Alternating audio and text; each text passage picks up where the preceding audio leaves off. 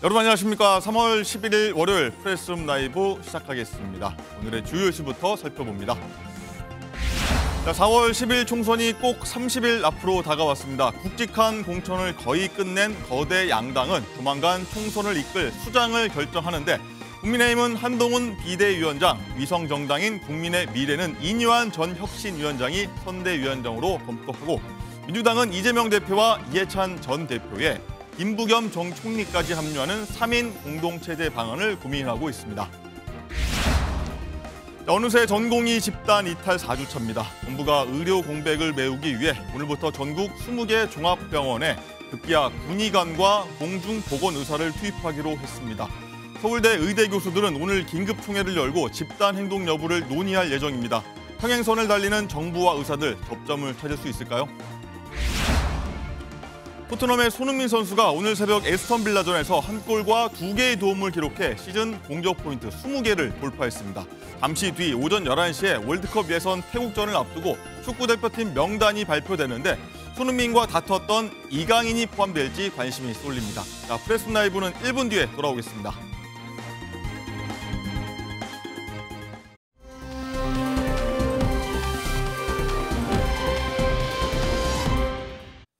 네, 프레스룸 라이브 유튜브 채팅창에서 활발하게 토론하시면요. 시청한 재미가 2배, 3배가 되니까 많은 참여 바라겠습니다. 저희 프레스룸 라이브의 뉴스 핵심 관계자분들 나오셨습니다. 안녕하십니까? 안녕하세요. 네, 4월 10, 4.10 총선이 이제 딱 한 달 앞으로 다가왔습니다. 지역구 후보 공천이 거의 마무리 수순에 들어가면서 여야의 선거전도 더 뜨거워지고 있는데 오늘은 여론조사 그리고 남은 변수, 격전지 현황 등등 살펴보도록 하겠습니다. 자, 장가 기자, 먼저 민심부터 살펴볼 텐데 여론조사 추이, 오늘 나온 리얼미터부터 한번 살펴볼까요? 네, 전국 1,000명을 대상으로 3월 첫째 주에 조사한 결과부터 알려드리겠습니다. 어느 정당을 지지하십니까? 물어봤더니요. 민주당이 43%, 국민의힘이 41.9% 나왔습니다. 민주당은 한 주 전보다 4%포인트 상승했고요. 국민의힘 지지도는 4.8%포인트 떨어졌습니다. 양당 지지도 차이는 1.2%포인트 차로 오차 범위 내로 좁혀졌습니다. 박빙이라는 거죠. 네. 사실 지난 2월 5주차 조사에서는요. 국민의힘 지지율이 더 오르고 민주당은 떨어져서 양당 격차가 오차 범위 밖으로 벌어지기도 했는데 다시 민주당이 오차 범위 내에서 앞서는 모습입니다. 네, 서정욱 변호사님, 일단은 국민의힘이 큰 폭으로 하락을 했고요. 민주당은 또 반대로 또 큰 폭으로 상승해서 이제 오차 범위 내지만 정정 지지도가 좀 뒤집힌 결과가 나왔는데 좀 어떻게 분석하십니까? 제가 보기에 저는 거의 박빙의 동률 정도로 봅니다. 물론 이제 다 오차 범위에서 움직이고 있기 때문에 이번 선거는 이제 이거 아마 보수 진영과 그다음에 진보 진영이 총력전을 기울이는 이런 선거이기 때문에 어느 당이 이제 압도적으로 지지율이 높을 수는 없을 거예요. 그래서 이제 다하게 오차 범위에서 왔다 갔다 하는 거기 때문에 특별한 이제 변수가 있어서 민주당이 오르고 국민이 내린 건 아니고 저는 다 오차 범위 내에서 지금 이제 박빙의 거의 지지율은 동률이다. 이렇게 판단하고 있습니다. 네, 박지원 본장 생각도 좀 궁금한데 오늘 신문 보면은 총선 30일 앞두고 많은 전망들 내놨습니다. 국민의힘이 170석까지 가져갈 수 있다는 전문가도 있고 여소야대 그대로 이어질 거다 전망도 나오는데 일단은 민주당 지지도가 내림세 마감하고 2주 만에 반등했습니다. 어떻게 분석하시겠습니까? 기본적으로 대통령 국정 지지도가 낮습니다. 대통령제 국가에서 국회의원 선거라고 하는 것은 행정부를 견제하고 심판하는 선거입니다. 그렇기 때문에 야당이 유리할 수밖에 없는 것이죠. 저는 이게 대통령 국정 지지도가 낮은 것이 여론에 잘 반영이 안 되다가 그거는 사실 민주당의 이제 공천 논란 때문이었겠죠. 민주당이 본격적으로 공천을 마무리 짓고 대여 공세에 나섰어요. 대표가 직접적으로 윤석열 정부를 겨냥해서 비판을 합니다. 이게 아마 이 민주당 지지층들이 결집하는 효과가 있을 거예요. 그럼 결국은 어디까지 가느냐? 대통령의 국정 지지도에 대한 반대 상황까지 가게 된다는 거죠. 그 이야기는 결국 현재 대통령의 국정 지지도가 한 35%, 36% 이 정도 나오지 않습니까? 왔다 갔다 하고 있습니다. 예, 그건 이제 국민의힘 지지율로 가는 거예요. 국민의힘 지지율로 가는 거고 야당은 대통령 지지율 중에서 반대하는 포션들 55에서 60%를 다 먹을 수 있느냐? 이게 사실은 관건이 되는 거죠. 대통령 지지율까지 해가지고 분석을 좀 해주셨고요. 자, 장가 기자, 격전지 여론조사 한번 보도록 하겠습니다. 오늘 나왔죠? 네, 조선일보가 각 지역에 거주하는 성인 남녀 500명씩을 대상으로 조사한 바에 따르면요. 우선 명룡대전이 펼쳐지는 인천 계양을에서 원희룡 35%, 그리고 이재명 43% 나왔습니다. 또 여당 강세 지역이죠. 분당 갑에서는요.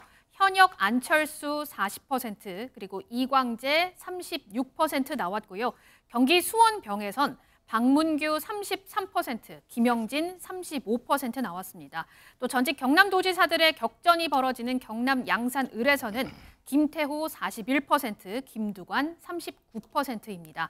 전직 운동권 출신들이 맞붙는 서울 마포을에서는 4선에 도전하는 정청래 44%, 그리고 하문경 28%입니다.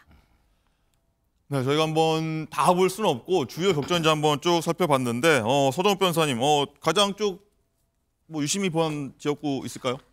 바로 이제 그 계양을이죠. 계양을 지금 이제 원희룡하고 이제 그 이재명 대표가 이제 붙고 있는데 아마 이제 그 보통 한 자릿수에서 예. 약간 이게 격차가 나는 것 같아요. 근데 또 최근에 지역구를 미세 조정하면서 조금 이게 원희룡 후보에게 약간 불리하게 된 이런 데 그 선거구 미세 동 있잖아요. 이런 데 조정도 있었는데 뭐 저는 이제 초반에 8%잖아요. 8%면 이제 그 상당히 그 선전하고 있다.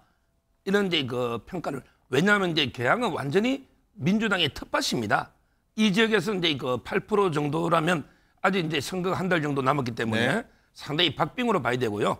그다음에 확실하게 차이 나는 데는 정청래, 하문경 요 지역은 이제 오차 범위를 벗어나서 서울 마포을. 예, 좀 이게 차이가 나는데 뭐 나머지 지역들은 이게 거의 다 오차 범위겠습니다. 지금 상당히 그 접전을 벌이고 있는 거고 아마 이제 마포을만 조금 이제 하문경 후보가 이제 늦게 투입되고 네. 거기에 또 현역 정청래는 이제 오랫동안 거기서 3선인가 오랫동안 했기 때문에 아마 이제 초반에는 저런 결과가 나온 것입니다. 네. 박지원 부장 어떻게 보셨습니까? 쭉 눈에 띄는 좀 격전지 또 있었습니까? 저는 뭐 경남 양산에 양산이다. 김두관 의원과 김태호 의원 둘 다 현역 의원이시죠. 경남지사 출신 예, 대결. 경남도지사 출신이고 사실은 이 PK를 기반으로 해서 언제든지 이제 대권 잠룡이 될 수 있는 분들이지 않습니까? 두 분의 경쟁이 아주 재밌는 것 같아요. 솔직히 김두관 후보가 저는 많이 뒤질 줄 알았는데 저렇게 이제 박빙이 나올지 몰랐다. 뭐 그런 생각이 들고요. 결국 역시 전국적으로 어디든지 간에 당세에 관계없이 윤석열 정부 심판론은 밑바닥에 깔려 있다라는 것이 저는 뭐 증명된 거다 이렇게 봅니다. 네. 예. 자, 마지막 한국갤럽 조사도 한번 살펴보도록 할 텐데 장가 기자 어떤 신문에서는요 여당 대 야당 37대 33, 37 이렇게 동률로 좀 해놨다고 좀 보도를 하고 있더라고요. 그렇습니다. 이거 한국갤럽이 전국 성인 1,000명을 대상으로 실시한 3월 첫째 주 조사인데요. 국민의힘을 지지한다가 37%가 나오고 저기 보면 민주당을 지지한다가 31%가 나오죠. 네. 표본 오차가 플러스 마이너스 3.1%포인트로 양측의 지지율이 오차 범위 내에서 국민의힘이 앞서고 있는 모습입니다. 하지만 앵커가 말씀하신 것처럼 일각에서는 야권 지지가 민주당에서 조국 혁신당으로 나뉘어진 거다 이런 분석이 나오는데요. 네. 이번 조사에서 저기 보면 조국 혁신당 지지도가 6%가 나왔잖아요. 그러니까 민주당 지지율 31%와 합쳐서 총 37%로 봐야 한다는 겁니다. 네. 이렇게 되면 여당 37, 야당 37 이렇게 볼 수 있을 것 같습니다. 이 지지율 관련해서 어제 이재명 대표가 언급한 부분이 있는데 어떻게 해석하고 있는지 한번 듣고 오겠습니다. 저는 뭐 어디 조사에 서울 뭐 여론조사가 민주당 24%, 국민의힘 40몇 프로 나왔다는 뭐 그런 얘기도 있던데 글쎄요. 저는 그 얘기를 한번 상기해 봐 주시기를 부탁드립니다.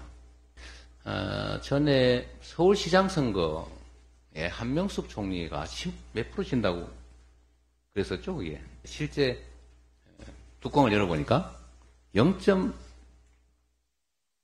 몇 프로던가? 하여튼 소수점 이하 격차밖에 안 나서 그 여론조사 때문에 아이고 어차피 졌나보다라고 투표를 포기했던 사람들이 땅을 치고 한탄을 했다고 하는 얘기가 있었습니다.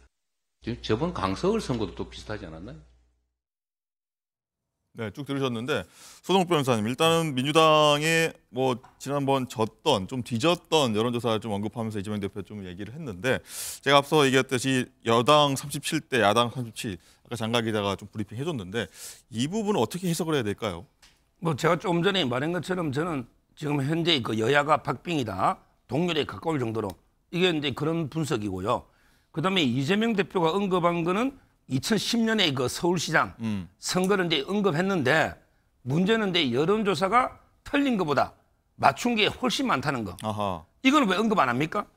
수많은 여론조사가 맞춘 게 훨씬 많고 틀린 거 하나 2010년에 한명숙 0.2% 이것만 언급하는 거는 너무 안일하다. 이런 생각이 들고요. 제 개인적인 생각은 이제 그 민주당이 일당하기는 쉽지 않을 것 같아요. 오리지널 민주당이. 무슨 말이냐면 이게 지역구는 엇비슷하더라도 예. 비례해서요. 비례해서 이제 그 국민의 미래는 예를 들어 20석 하면 그대로 100% 국민의 힘하고 이제 합쳐지니까 네. 100% 이제 국민의힘의 의석으로 봐야죠. 그런데 민주당의 비례는요. 어떻게 되느냐. 10석은 이게 나중에 떨어져 나갑니다. 해산되는 거예요. 네. 그러면 이제 진보당이나 새진보연합 그리고 시민 10석을 주고 나면 그다음에 조국 혁신당이 비례해서 대약진하고 있잖아요. 거기에 좀 뺏기고 나면 진짜 순수하게 민주당으로 컴백할 이런 게 비례 의석은 제가 보기에 한 5석도 어렵다. 그러면 지역구에서 엇비슷하다면 비례해서 15석 차이 나는 거죠. 그래서 저는 일당은 이게 국민의 힘이 할 가능성이 상당히 높다. 비례해서 이미 한 10석 이상 차이 난다 이래 봅니다. 네. 박시영 부원장 어떻게 좀 판세 읽고 계십니까? 우리 서정욱 변호사는 이제 본인의 감을 믿으시는 것 같은데 저는 그래도 명색이 대학원 다닐 때 네. 1년을 여론조사 수업을 들었습니다. 아, 그렇습니까? 네, 그리고 여론조사 회사도 다녔습니다. 네. 그걸 전제를 깔고 네, 말씀을 전제를 드릴게요. 까셨습니다. 예를 들면 이렇습니다. 지지율이 똑같이 나오잖아요. 똑같이 나오는데 영남에 가면요. 국민의힘이 민주당을 70대 30으로 이겨버립니다. 수도권에 오면요. 민주당이 51대 49로 이깁니다. 그런 경향이 있다는 거죠? 그렇죠. 우리가 이제 보통 2020년 정당 득표율이 어떻게 되는지 아시면은 그때도 국민의힘 계열 정당이 2%가 더 높아요. 30한5% 되고 민주당은 33% 이 정도 됩니다. 그런데 지역구로 가면요. 수도권에서 민주당 득표율이 51%가 넘어요. 이 민주당 지지자들의 전략적 투표가 잘 이루어진다는 거. 그리고 결국은 수도권에 의석수가 워낙 100석이 넘잖아요. 수도권에서 이기는 정당이 결국은 총선에서 이긴다. 그런 부분에서 경기, 인천에서 아직도 민주당이 한 번도 지지율이 뒤집어진 적이 없어요. 다만 이제 서울이 좀 뒤쳐져 있는데 예. 그 한강벨트 쪽에서 국민의힘이 약진이 있다는 것을 인정을 해야 됩니다. 그러나 제가 앞에서도 말씀드린 것처럼 윤석열 정부 심판론이 기본 바닥에 깔려 있기 때문에 앞으로 선거 전략을 어떻게 쓰느냐에 따라서 그 윤석열 정부를 심판하겠다는 이 표심들이 집결하느냐, 투표장에 나오느냐, 그것에 의해서 저는 결론 날 것이다. 그런 생각이 듭니다. 예. 자, 어제 이재명 대표가 한 달 앞두고 이제 출사표라고 하죠. 기자회견 자청에서 얘기를 했는데 목표를 이렇게 밝혔습니다. 일당이 현실적인 목표고 욕심 같아선 151석 과반 확보가 목표다. 이렇게 얘기를 했는데 서정 변호사님 좀 두 분 다 좀 짤막하게 한번 논평 좀 해주시죠. 지금 이제 제가 조금 전에 이야기했지만 일당이나 이게 과반은 어렵다는 거죠. 네. 지금 이제 여론조사가 비슷하다면 비례해서 이제 한 15석 정도가 이미 뒤지고 들어가는 거예요. 네. 그리고 이제 저는 지역도요. 지역도 이제 4년 전에는 이제 수도권에서요. 계속 2, 3% 차로 거의 전멸한 거예요. 인천이 11대 2입니다.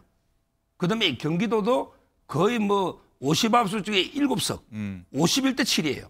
서울도 이제 49개 중에 7석. 네. 근데 이번에 그래 될까요? 서울에서 이게 41대 7이 놓을까요? 저는 경기도도 그래 안 놉니다. 인천은 말할 것도 없고요. 나머지 지역이 비슷하다면 큰 충청이나 충청도 민주당이 너무 많이 가져가 있어요.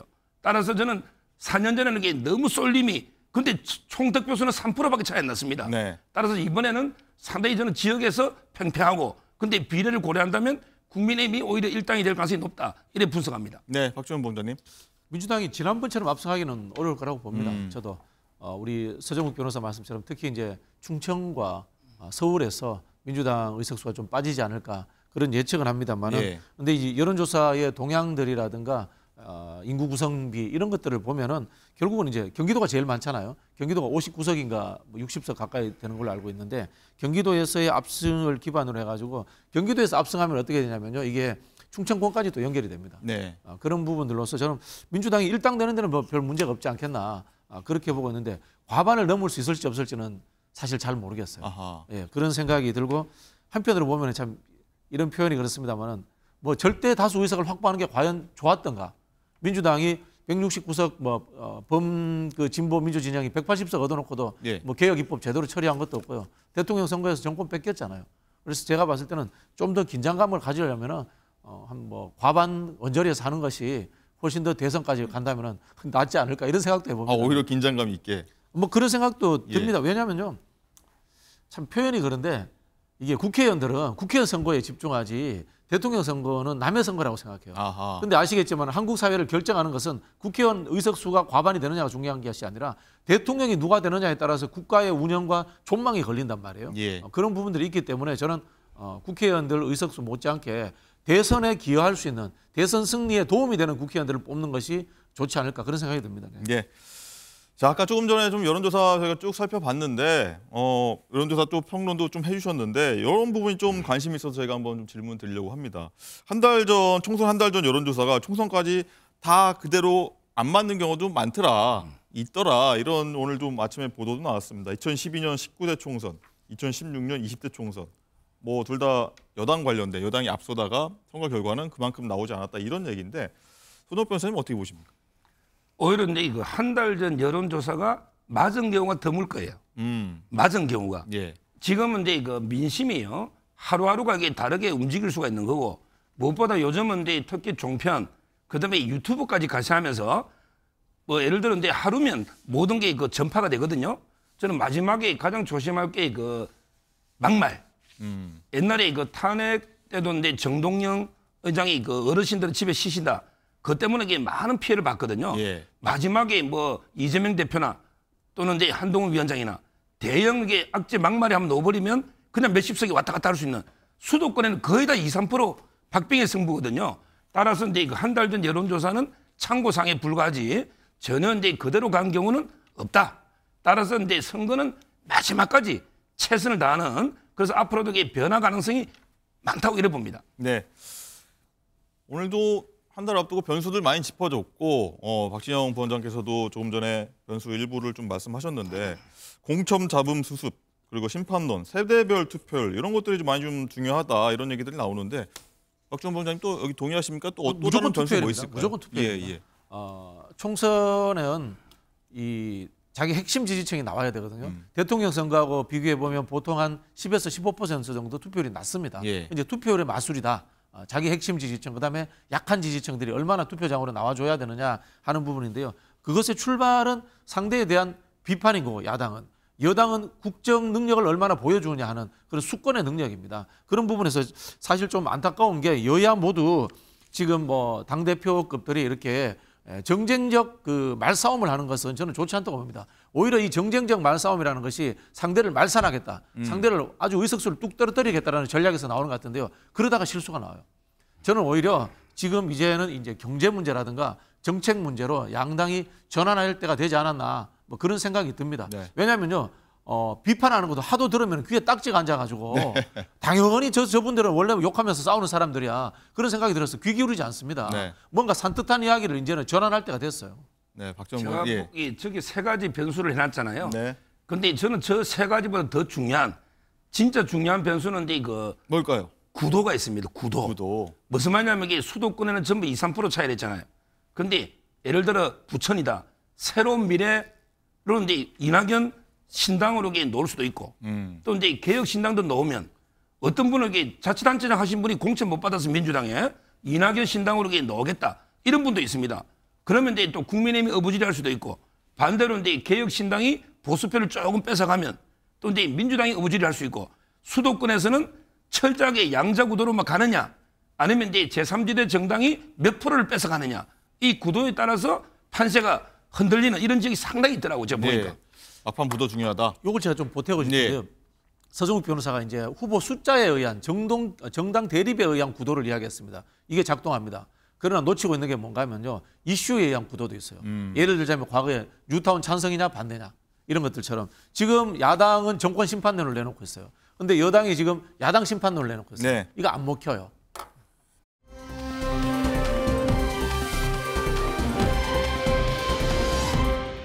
여야 뭐 말씀하신 대로 야당 심판론, 정권 심판론 팽팽히 맞서고 있는데 안 먹히고 있다. 일단 이렇게 말씀하셨는데 임재 변호사님 일단은 어제 양당 대표가 총선 한 달 앞두고 이제 이재명 대표는 직접 육성으로 기자회견에서 출사표 던졌고요. 한동훈 위원장 같은 경우는 입장문으로 대체해서 일단은 출사표를 냈습니다. 어떻게 좀 정리 좀 해볼까요? 네, 먼저 이재명 대표는요, 긴급 기자회견을 열고 이번 총선에 대해서 반국민 세력 대 국민 세력의 어떤 그런 대립이다. 그렇기 때문에 반국민 세력 심판해달라, 결국 국민의힘 심판해달라는 이야기를 한 거죠. 굉장히 강도 높은 비판을 이어갔습니다. 그리고 지금 공천 잡음이 민주당 내에서 좀 일고 있었잖아요. 네. 비명 행사라는 말이 나올 정도였는데 이 부분을 의식했으니까 이제 옥동자를 낳으려면 진통은 피할 수 없다 하면서 민주당의 공천을 혁신으로 자평을 했습니다. 국민의힘 한동훈 비상대책위원장도요, 바로 입장문을 내서 전면으로 좀 반박을 했는데요. 이재명 민주당의 입법 폭주를 반드시 막겠다고 밝혔습니다.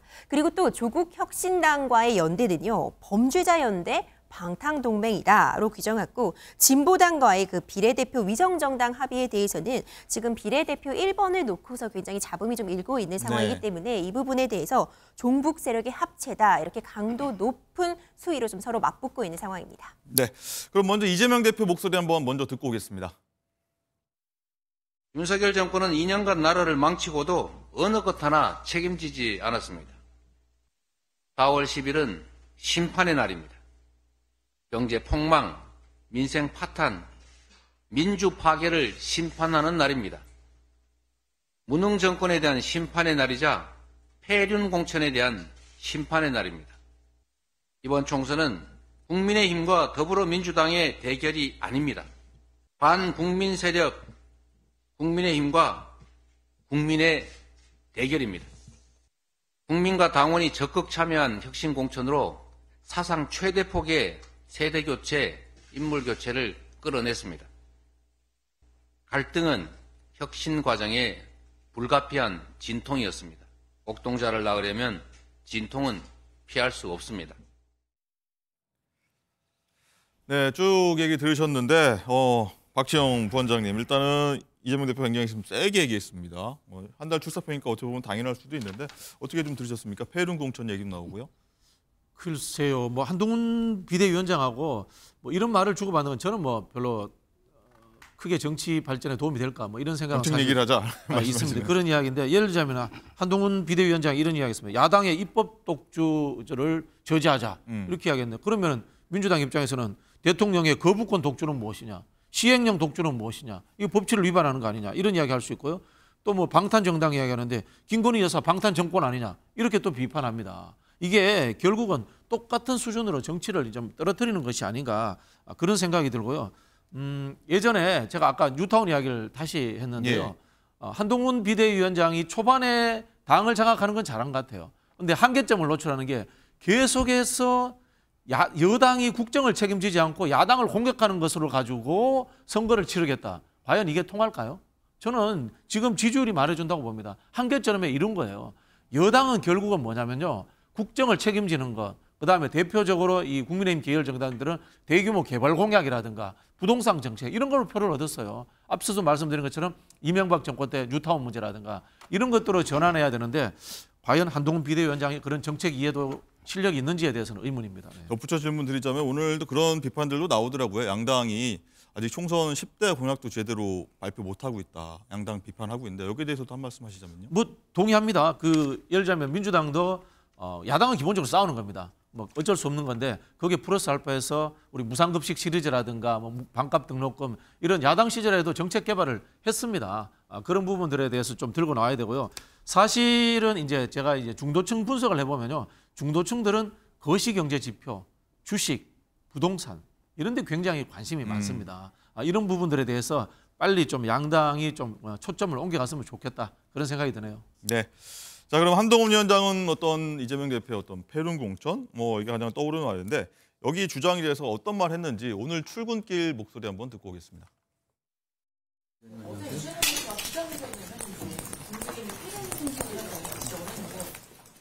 관심을 끌기 위해서 마초적인 얘기를 하는 거잖아요. 폐륜 공천이라고 얘기했는데 폐륜이 뭐죠?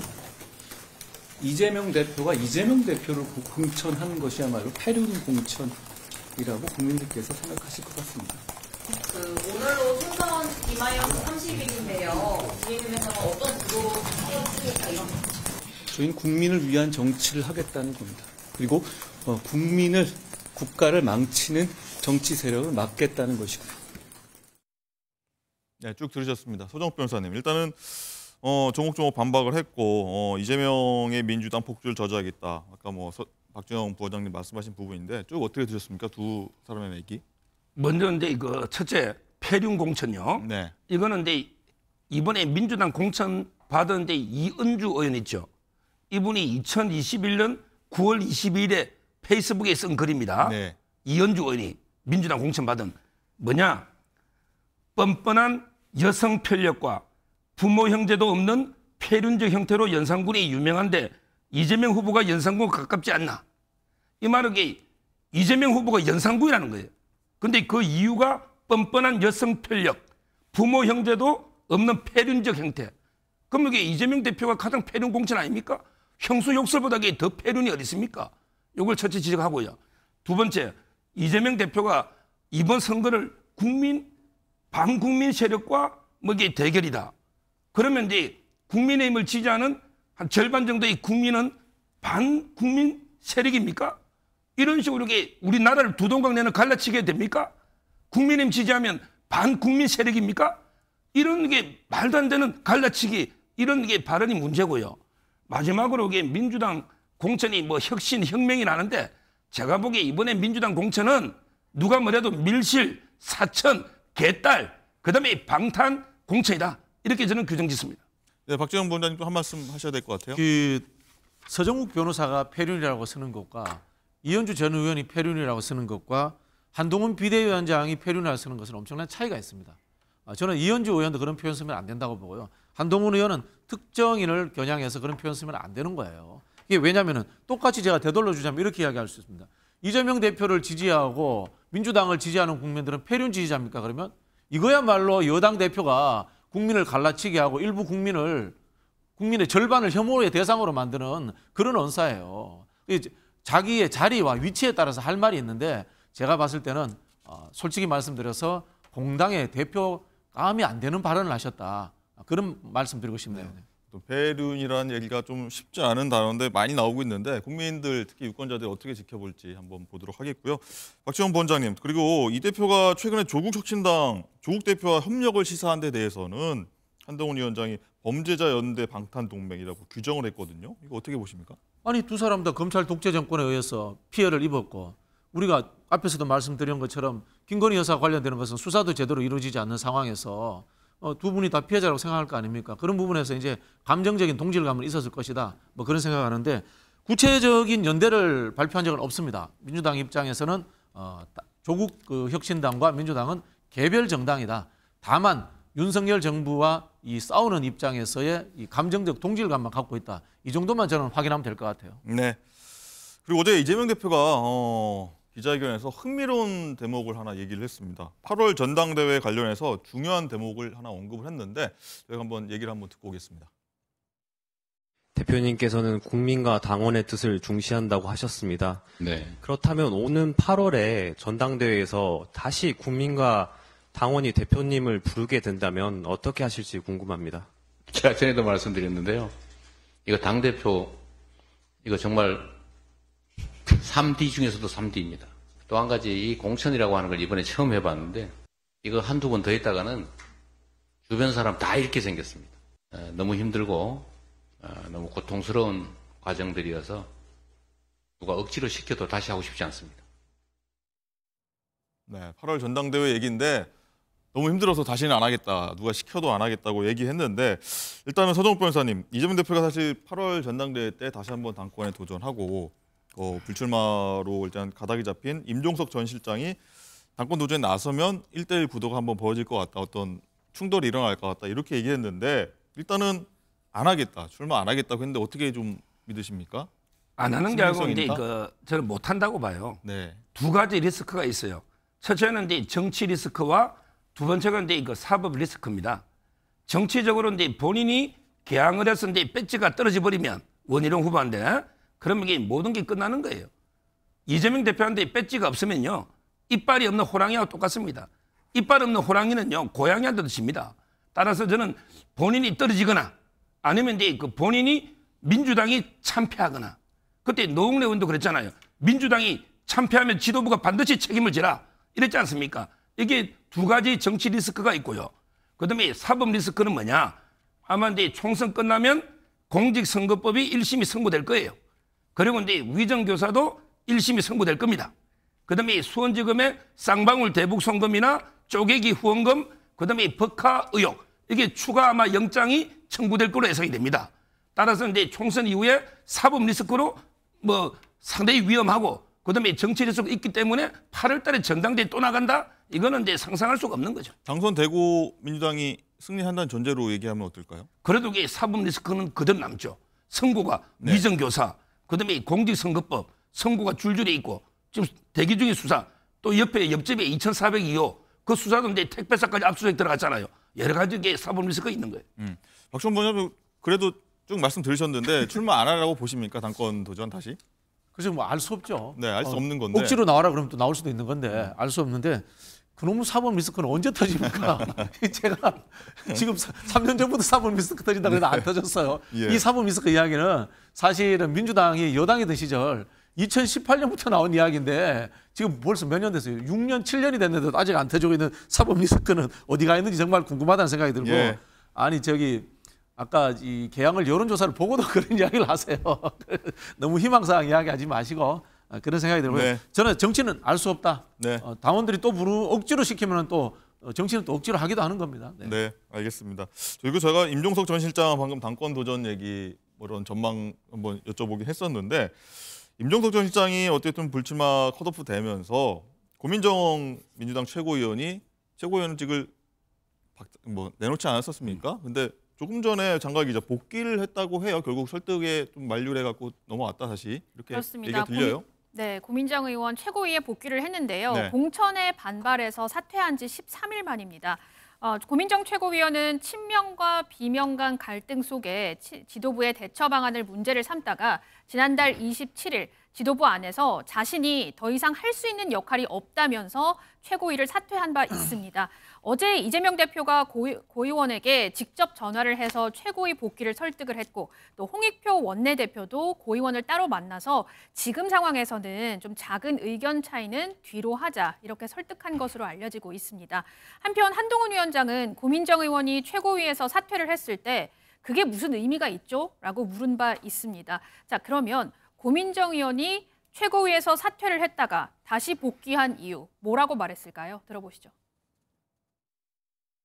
지금은 윤석열 정권의 폭주를 막는 일보다 우선시 될 수 있는 것은 아무것도 없습니다.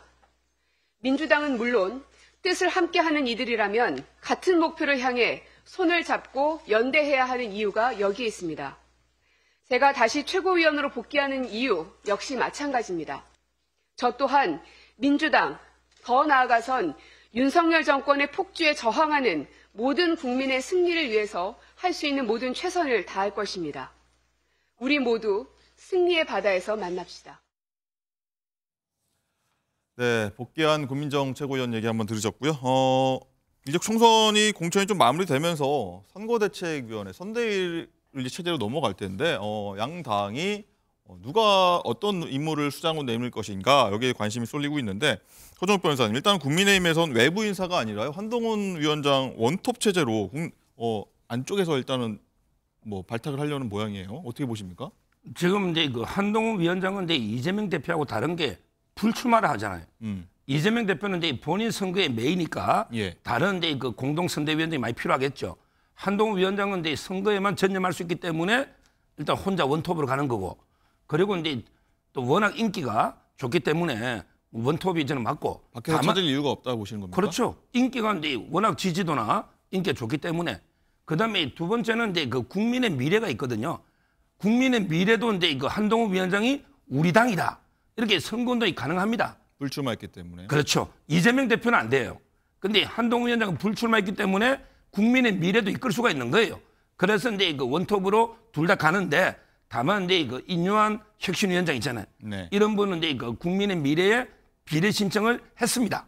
이 말은 이제 그 비례 한 상위 순번을 주고, 그리고 이제 그 선거 운동을 한동훈 위원장과 더불어서 아마 이제 그 투톱 체제로 전국을 누비지 않을까 이렇게 예측이 됩니다. 네. 박시원 부원장님, 일단 민주당은 이재명, 이해찬, 김부겸 뭐 축구를 치면 3톱 체제 이렇게 갈 거다는 얘기 나오는데 김부겸 전 총리가 아직 뭐 수락한지 여부에 대해서는 아직 안 나오고 있는데 3명을 공동선대위원장으로 한다는 것 어떤 이유라고 보십니까? 아마 제 예측입니다만은 이재명 대표가 선대위로 권한을 거의 다 줄 것 같아요. 당대표 권한을. 네. 실제로 이제 우리 총선을 치르더라도 선대위가 선거 관련 업무만 하고 당무 전반에 관해서는 관여를 안 하거든요. 그런데 당의 이제 전반적인 업무를 저는 선대위로 넘기지 않을까 뭐 그런 생각이 뭐 지역구에 출마하니까 그런 것까지. 그렇죠. 본인이 이제 지역구에 출마하니까 이제 그런 측면도 있는데요. 다만 이제 이런 지점들은 있습니다. 이 부분은 살짝 부러운 면이기도 한데 한동훈 비대위원장뿐만이 아니라 인용환 위원장 같은 분도 전국적인 지명도가 있어요. 네. 그래서 어디 뭐 지역을 다니면은 이 표를 모집하는 효과가 있는데 과연 민주당에도 그런 선대위를 구성할 수 있느냐라는 부분에 대해서는 고민을 해봐야 되는데 저는 뭐 좀 인기 있는 이 젊은 정치인들이라든가 스타들이 좀 나와야 되지 않는가. 뭐 일각에서는 뭐 이탄희 의원 이야기도 나오고 네. 합니다만은 그런 부분들도 좀 검토를 해봐야 될 것 같아요. 지금 뭐 이해찬 전 총리나 김부겸 총리가 당의 어른으로서의 수습하는 역할을 아주 잘할 수 있는데 야당은 그래도 매섭게 몰아치고 그다음에 또 이 젊은 사람이 막 돌격하는 이런 느낌을 네. 좀 줘야 되거든요. 네. 알겠습니다.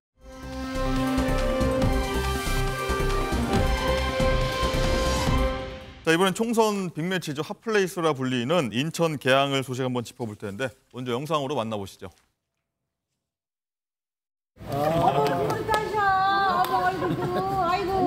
쌍둥이요, 쌍둥이. 잘 모셨어요. 쌍둥이래요. 맛있겠어요.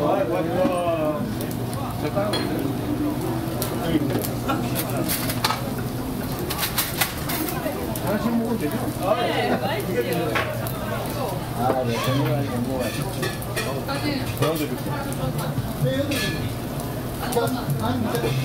그런데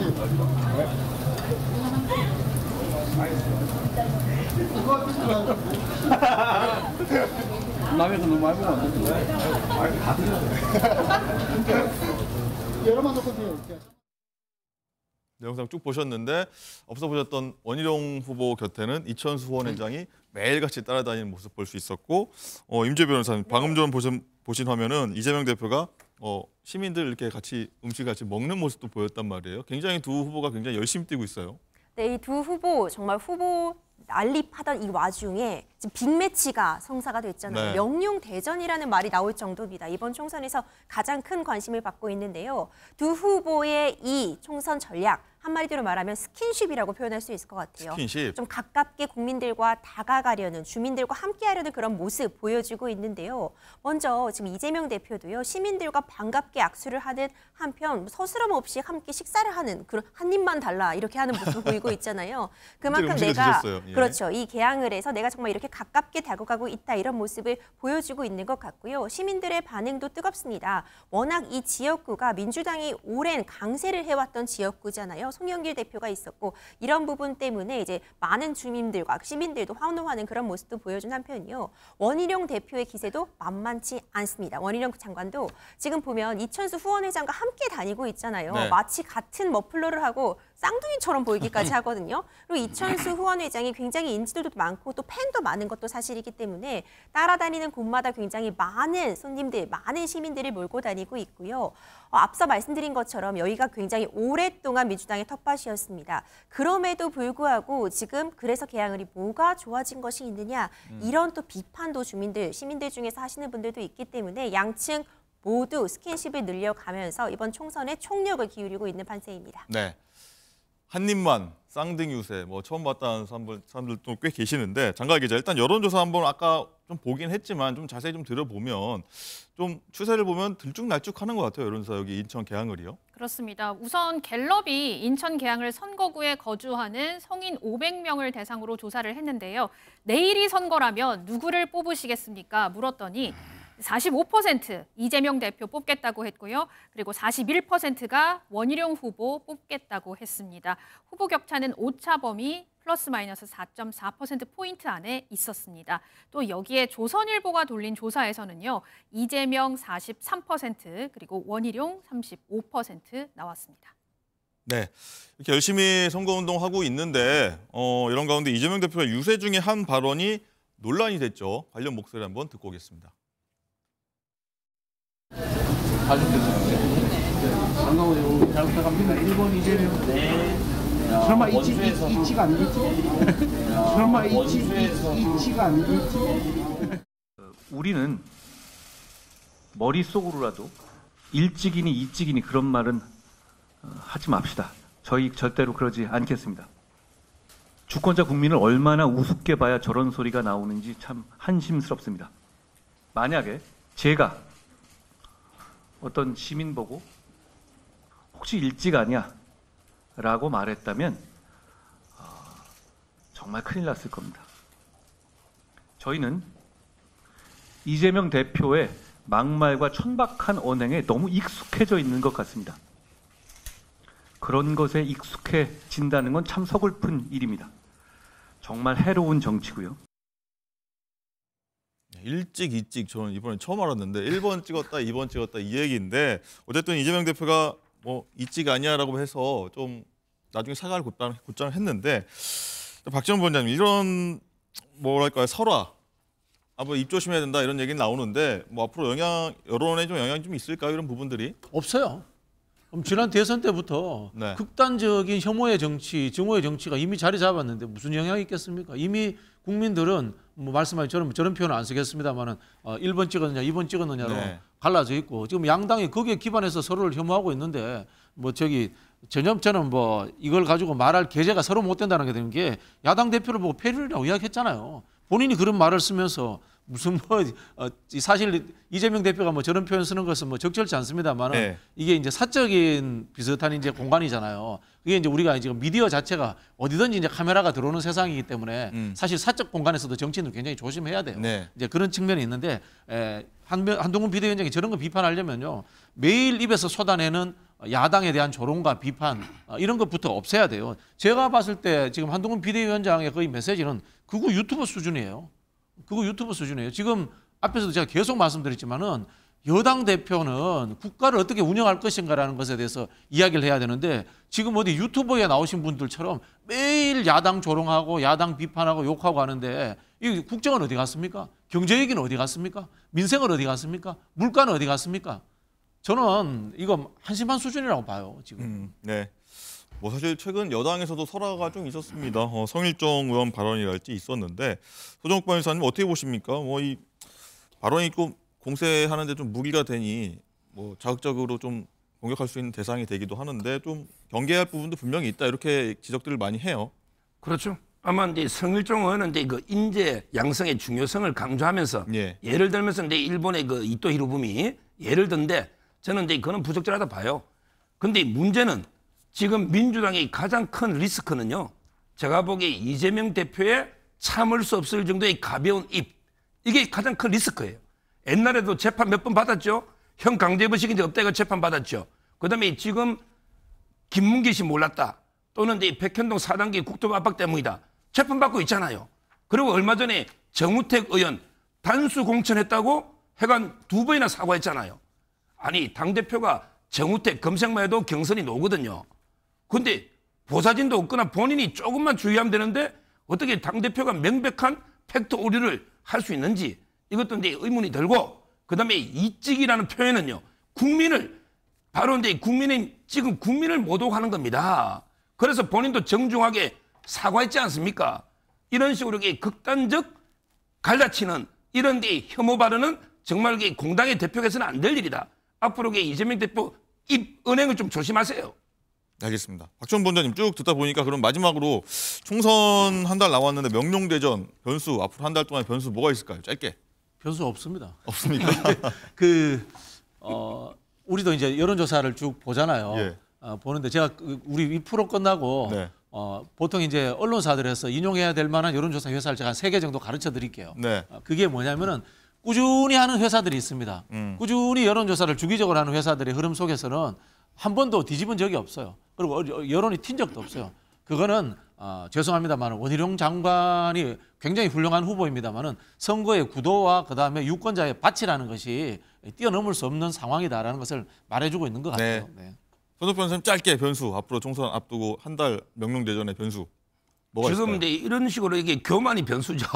무조건 이게 선거는 자세를 낮춰야 됩니다. 예. 변수가 없이 무조건 이긴다. 이런 게 교만이 변수입니다. 알겠습니다.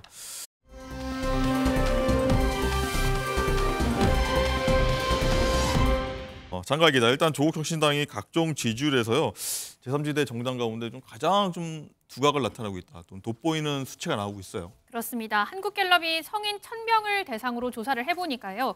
이번 총선에서 비례정당 어디를 뽑으시겠습니까? 질문을 했더니 조국혁신당 저렇게 3위를 차지했습니다. 네. 앞에 보시면 국민의 미래가 37%고요. 그리고 더불어민주연합이 25%, 여기에 조국혁신당이 15%의 지지율을 보인 겁니다. 그런데요, 성인 500명을 대상으로 실시한 또 다른 조사를 보면 비례정당 투표에서 민주당의 위성정당보다 조국혁신당을 뽑겠다는 응답자가 많은 지역도 있었습니다. 네. 예를 들어서 마포울 같은 경우에는 비례 지지율에서 조국혁신당이 24, 그리고 민주연합이 13%가 나왔고요.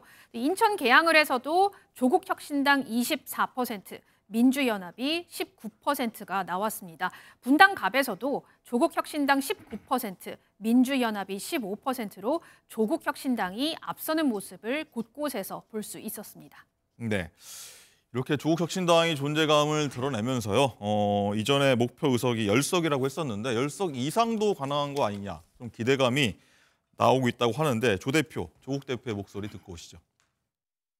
지금 목표 의석 10석에서 좀 더 상향하거나 그럴 생각은 없으십니까? 현재와 같은 두 자릿수 지지율이 이렇게 좀 유지된다면 그럼 그다음부터는 상향해야 될 것으로 봅니다. 네. 짤막하게 코멘트를 했는데 소정욱 변호사님 일단은 조국 대표가 조국혁신당 발로 나온 얘기를 오늘 아침에 보니까 지역구 출마도 할 수 있다 이 정도 추세면 그리고 12석까지도 가능할 수도 있겠다 이런 얘기 하는데 어떻게 전망하십니까? 상당히 그 선전하는 게 맞아요. 네. 제가 들어보니까 두 가지 이유더라고. 첫째는 이제 불쌍하다. 예. 그다음에 두 번째가 선명하다. 투쟁력이. 이런 데 이유로 선전하는 건 맞아요. 불쌍하다는 이유는 어떤 탄압받았다 이렇게. 조국 지지자들이 그 일반 여론이 그렇다는 게 아니고요. 예. 근데 문제는요. 조국 혁신당하고 이제 그 민주당 있죠. 이 두 당은 빵 두 개 가지고 서로에게 뺏고 뺏기는 이런 싸움이에요. 이걸 제로섬 게임이랍니다. 예. 빵을 3개, 4개, 5개를 만들 수는 없어요. 빵 2개를 가지고 이제 민주당이 몰빵, 둘 다 민주당을 찍어주느냐, 아니면 이게 빵 하나 지역구는 민주당 찍고 비례는 조국당을 찍어주는 하나씩 나눠주느냐, 이게 진보 진영 내에서 아마 이제 교차 투표냐, 아니면 이게 민주당을 다 지지하느냐 이런 싸움이에요. 따라서 이제 그 조국 혁신당이 약진해도 그 피해는 이재명 민주당이다. 저는 이렇게 보지. 네. 결국은 이제 그 보수나 중도에서 끌어갈 수는 없다. 이렇게 봅니다. 네. 소정 변호사님이 이제 동정론 얘기도 하셨고 사법 리스크도 좀 얘기하셨는데 박진영 부원장님 어떻게 보십니까? 이제 지지율이 굉장히 좀 약진하고 있는 모습 어떻게 좀 분석하십니까? 말씀하신 부분이 맞아요. 동정론이 있죠. 그리고 이 상대적으로 탄압받았다. 뭐 사법 리스크 이야기를 하는데 그럼 김건희 여사의 사법 리스크는 왜 지금 하나도 나오지 않고 있습니까? 이런 하나의 이 선별적인 검찰 독재 정권의 이 사정권의 행사 이런 거에 대한 국민들이 이제 불만을 갖고 있는 거고요. 그러나 이제 그 서정욱 변호사하고 좀 살짝 저는 좀 분석이 다른 게 민주당 표만 갖고 가는 게 아니고요.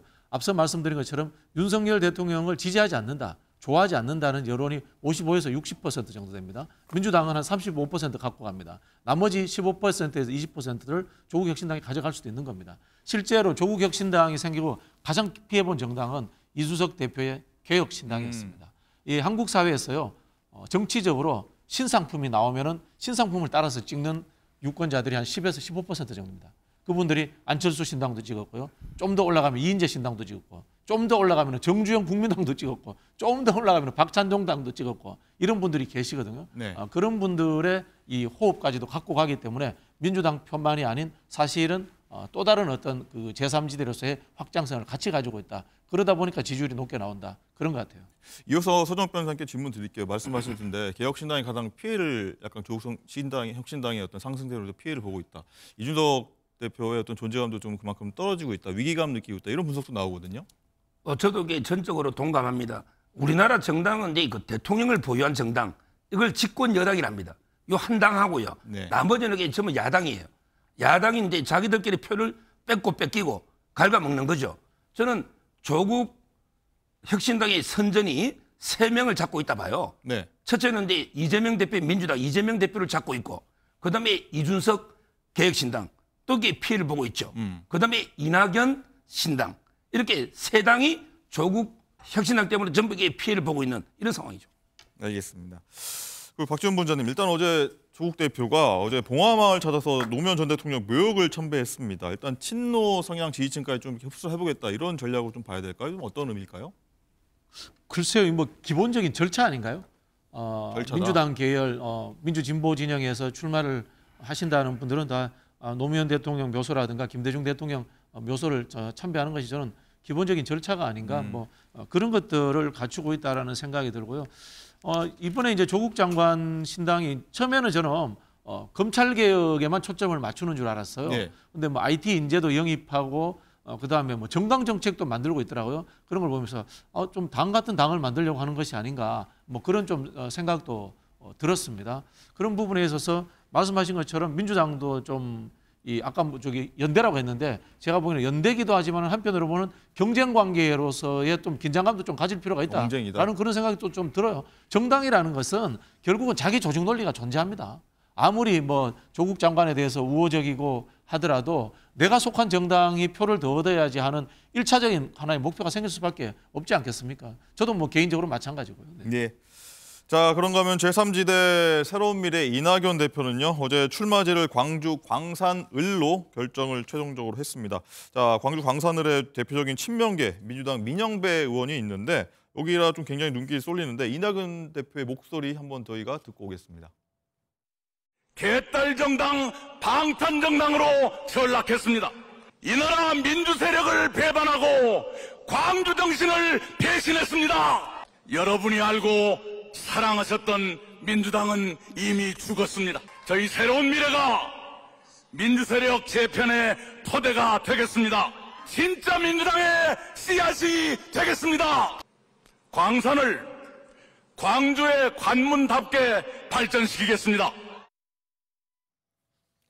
네, 임재 변호사님, 일단은 이낙연 대표가 광주 광산을 지역입니다. 여기 출사표 던졌는데 민주당에 굉장히 좀 들으셨지만 거의 뭐 전면전, 뭐 선포식 같은 느낌도 드는데 어떤 포부터 밝혔는지 좀 자세히 설명 좀 해주시죠. 네, 앞서 보신 것처럼요. 광주 광산을에 이낙연 대표가 출마를 선언했습니다. 여기는요. 지금 재선에 도전하는 민주당의 대표적인 좀 친명계로 불리는 민영배 의원이 지금 도전하고 있는 곳이라 이 부분도 굉장히 빅매치 예상이 되고 있는데요.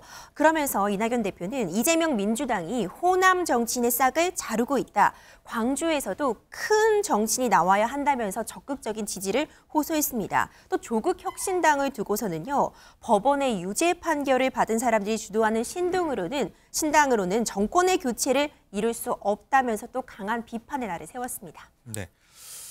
손정표 변호사님, 일단 조국 혁신당 급부상을 하면서 새로운 미래 이낙연 대표 새로운 미래가 좀 피해를 보고 있다 이런 말씀하셨는데 일단 호남에서 돌풍을 일으키는 게 좀 중요할 것 같다 이런 분석들이 나오는데 돌풍 가능할까요? 어떻게 보십니까?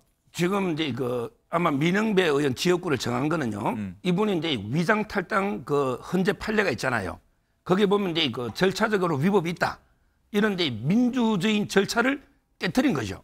그래서 아마 이제 그 지역을 선택한 게 아닌가 이렇게 예측이 되고요. 네.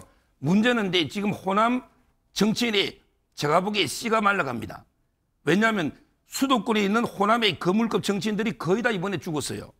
대표적으로 이제 뭐 홍영표, 임종석, 서른 전부 이게 호남 고향은 호남이에요. 예. 지금 이제 박용진 의원 정도가 지금 경선 앞두고 있잖아요. 이러다 보니까 이제 호남을 대표하는 정치인이 없어요. 그러니까 이제 이낙연 대표 입장에서는 호남에 가서 호남 정치인의 싹은 살려줘야 되지 않느냐 이런 데 호소를 하는 거고요. 저는 상당히 호남 지역구 내에서는 나름대로 알곡들이 많아요. 공천 못 받은. 따라서 나름대로 이렇게 몇 석 정도는 선전하지 않을까 이렇게 예상합니다. 네, 이런 분석해 주셨는데 박지원 본자님 어떻게 분석하십니까? 이 광주 광산을 민영배 의원 지역구를 선택한 이유 그리고 호남에서 바람을 좀 일으킬 수 있을지 새로운 미래 어떻게 보십니까? 서른 의원은 고향이 마산입니다. 네. 정정을 하도록 하겠네요. 예. 뭐 쉽지 않을 것 같아요. 왜냐하면은 지금도 선거 구도를 잘못 잡으신 것 같아요. 지금 광주에서 원하는 것은 혁신적인 인물, 그리고 또 하나는 윤석열 정부와 잘 싸우는 인물입니다. 그러면은 우리 이낙연 전 대표가 메시지를 내려면은 51%는 최소한 윤석열 정부를 비판해야 돼요. 윤석열 정부와 잘 싸우겠다는 이야기를 해야 됩니다. 그리고 민주당을 비판해야 돼요. 지금 이낙연 대표의 메시지는 민주당 전당대회에 나온 분 같아요. 그렇지 않습니까? 그죠? 당내의 갈등만 이야기하듯이 이렇게 이야기하는데 우리 세력 내의 갈등만 이야기하잖아요. 이렇게 해서는 저는 자리 잡기 어렵다 그런 생각이 들고요. 그리고 전략적인 측면에서도 조국 혁신당까지 비판할 필요는 없잖아요. 그죠? 그리고 자기 표가 될 수도 있는데 조국 혁신당의 지역구에 지역 후보 안 낼 거잖아요. 그래서 제가 봤을 때 쉽지 않을 것 같아요. 기본 이 마인드 자체가 자꾸 민주당에 대한 본인의 불편한 것 이걸 중심으로 생각하고 있기 때문에 국민들이 갖고 있는 윤석열 정부 심판, 특히 광주의 우리 민주적인 시민들이 갖고 있는 기본적인 정서적 흐름을 이해하지 못하는 것 같고요. 전략적으로도 자기 혼자 나머지 다 비판해서 네. 되겠습니까, 그게? 조금 전에 아까 화면에서 보였다시피 민영배 의원이 한 수 배우겠다 SNS에 게재한 걸 저희가 봤는데 박지원 본자님은 이거 민영배 의원은 어떻게 좀 잘 됐다 아니면 좀 위협을 느낀다 어떻게 좀 판단해라 보십니까? 아니요, 이제 뭐 지역에서 같이 정치하신 선배니까 예우 차원에서 저런 말씀을 하셨는데 네. 민영배 의원한테는 큰 기회가 되죠. 큰 기회다. 예, 거물 정치인을 꺾게 되면은 본인이 또 거물이 되는 거기 때문에 오히려 기회가 되지 않을까 그런 생각이 듭니다. 네.